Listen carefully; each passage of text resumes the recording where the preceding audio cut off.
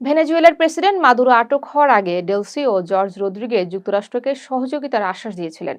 গার্ডিয়ানের প্রতিবেদনে বলা হয়, মাদুরো বিদায়ের পর যুক্তরাষ্ট্রের সঙ্গে কাজ করতে প্রস্তুত ছিলেন তারা।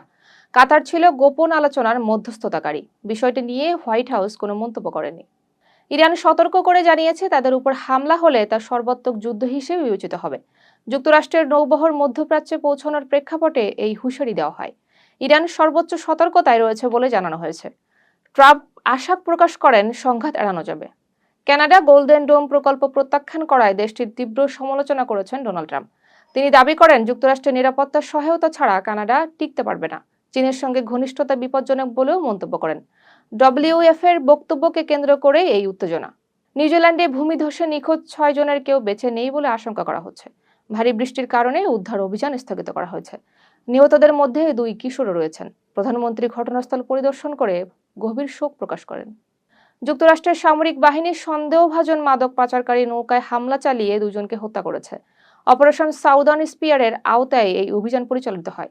এখন পর্যন্ত এই অভিযানে 117 জন নিহত হয়েছে। ট্রাম্প প্রশাসন মাদক প্রবাহ রোধকে লক্ষ্য বলে জানিয়েছে।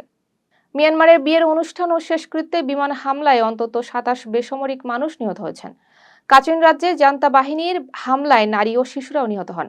কেআইএ জানায়, সেখানে তাদের কোনো অবস্থান ছিল না। মানবাধিকার লঙ্ঘনের অভিযোগ উঠেছে।